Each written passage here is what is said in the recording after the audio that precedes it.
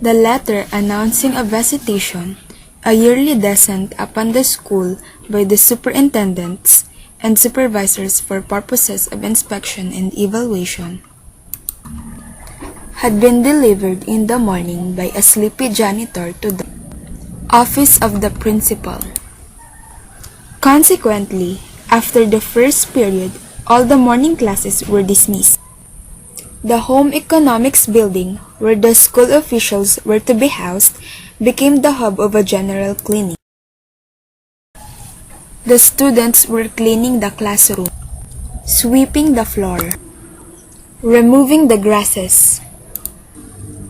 The sink had been repaired, and the base of the flagpole too had been cemented. The teaching staff and the student body had been divided into 4 working groups. The first group was composed of Mrs. Divina Gracia, the harassed home economics instructor, and some of the less attractive lady teachers were banished to the kitchen to prepare the menu.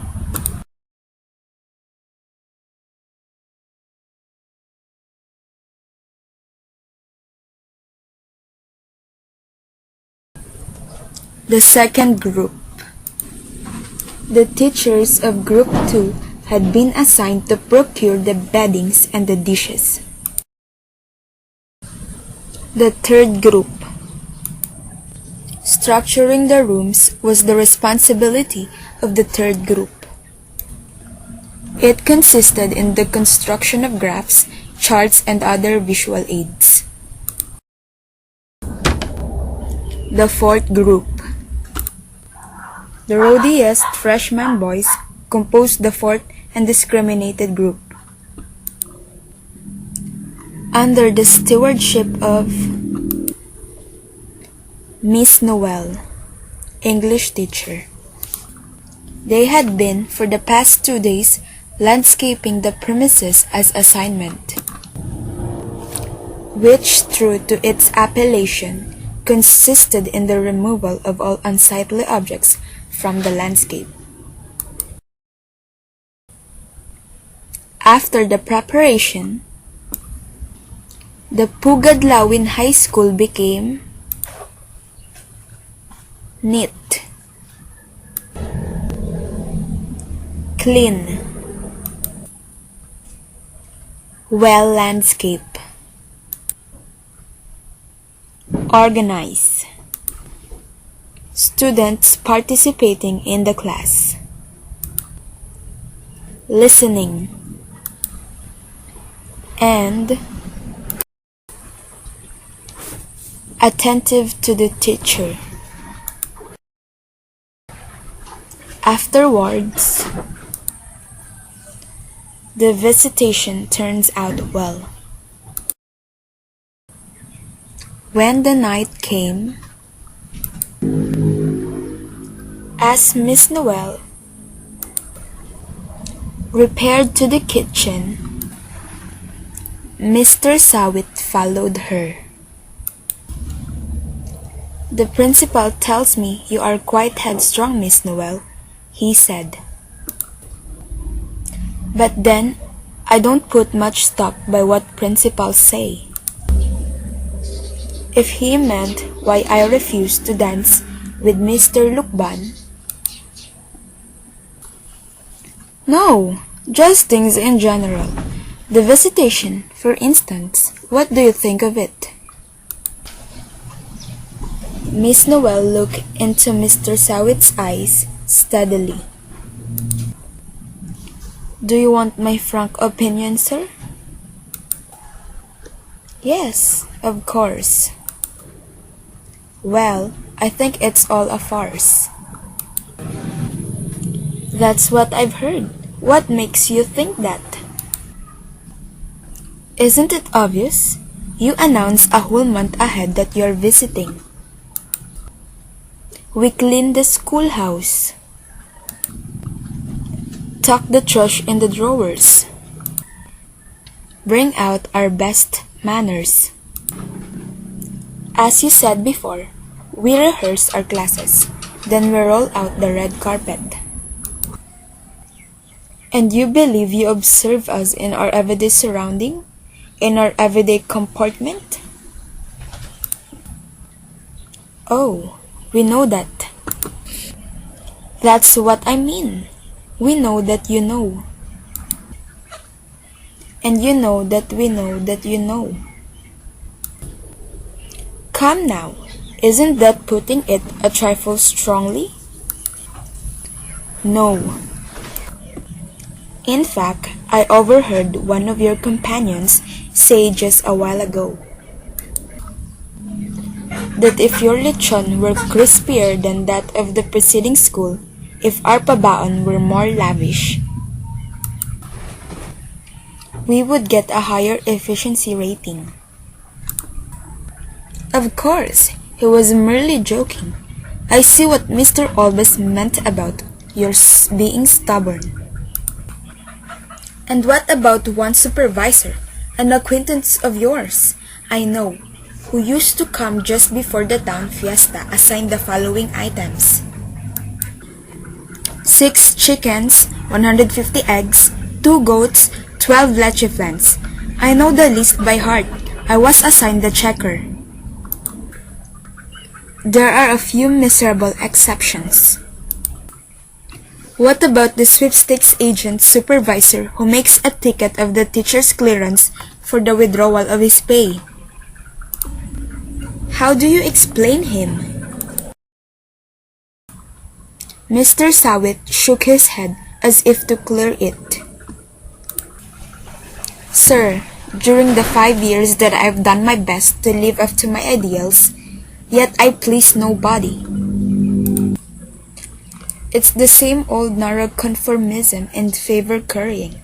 What matters is not how well one teaches, but how well one has learned the art of placing the powers that be, and it's the same all the way up. Mr. Sawit threw his cigar out of the window in an arc. So you want to change the world? I've been in the service a long time, Miss Noel. 17 years. This bald spot on my head caused mostly by new teachers like you who want to set the world on fire. In my younger days, I wouldn't hesitate to recommend you for expulsion for your rash opinions. But I've grown old and mellow. I recognize spunk and I'm willing to give it credit. But spunk is only hard-headedness when not directed towards the proper channels. But you're young enough and you'll learn the hard way. Singe here and there, but you'll learn. How are you sure? They all do. There are thousands of teachers. They're mostly disillusioned, but they go on teaching. It's the only place for women to go. There will be a reclassification next month.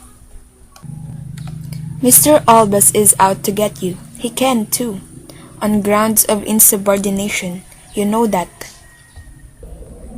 But I'm willing to stick my neck out for you if you stop being such an idealistic fool, and henceforth express no more personal opinions. Let sleeping dogs lie, Miss Noel. I shall give you a good rating after this visitation because you remind me of my younger sister, if for no other reason. Then after a year, when I find that you learn to curb your tongue, I will recommend you for a post in Manila where your talents will not be wasted. I'm related to Mr. Alava, you know. Miss Noel bit her lip in stunned silence. Is this what she had been wasting her years on? She had worked. She had slaved. With distinct tears, she remembered all the parties missed. Alliances forgone. The chances bypassed. Below the window, Miss Noel heard a giggle as one of the Pugadlawin teachers was pursued by a mischievous supervisor. "You see," the voice continued, "education is not so much a matter of brains as getting along with one's fellow men. Else how could I have risen to my present position?" Mr. Sawit laughed harshly. "All then fools I started out with are still head teachers in God-forsaken barrios, and how can one be idealistic in a mad hole?" "Good night, my dear," Mr. Sawit said. After their conversation, Mr. Sawit left Miss Noel. "Give up your teaching,"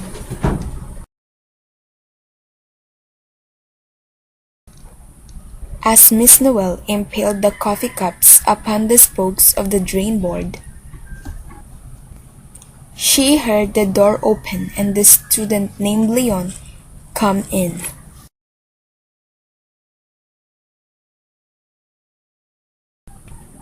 Miss Noel smiled. Dear perceptive Leon, he wanted to become a lawyer, Pugadlawin's first. What kind of a piker was she to betray a dream like that? What would happen to him if she wasn't there to teach him his PS and FS? Leon walked swiftly under the window. In Miss Noel's eyes, he had already won a case.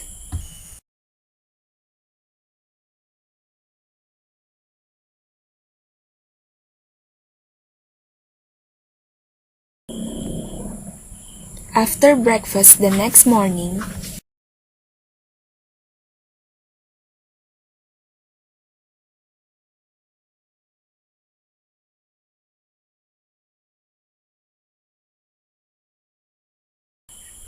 the supervisors packed their belongings and were soon ready. Mr. Buenaflor fetched a camera, and they all posed on the sunny steps for a souvenir photo. The superintendent, with Mr. and Mrs. Albes on either side of him, and the minor gods in descending order on the home economic stairs. Miss Noel was late, but she ran to take her place with pride and humility on the lowest rung of the school's hierarchy. The end.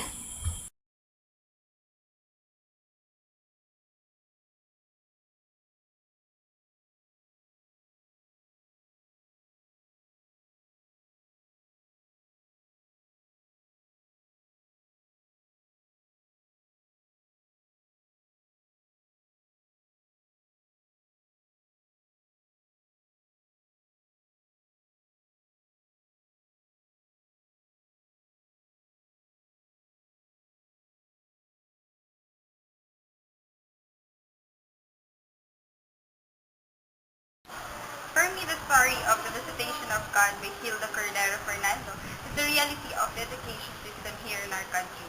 It shows there how they highlighted only the good things and hide the imperfections. Because of this, true progress of our educational system is not a thing.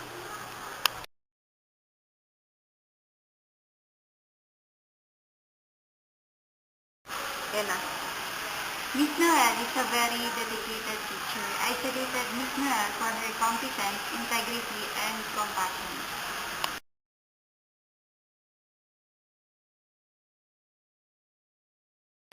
Go. So, what have I learned to the story? So, from the story, I learned that determination is worth of courage. So, although there are lots of people telling Miss Noel to give up her teaching for more salaried jobs, so her determination to teach for the children has succeeded, and she is willing to pay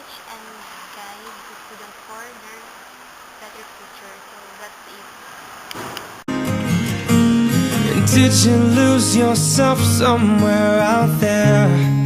Did you get to be a star?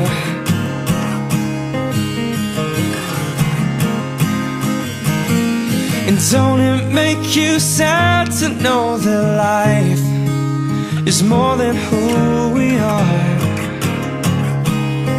Oh. We grew up way too fast, and now there's nothing to believe, and reruns all become our history. The tired song keeps playing on the tired radio, and I won't tell no one your name, and I won't tell them your name. Yeah, yeah, and I won't tell them your name.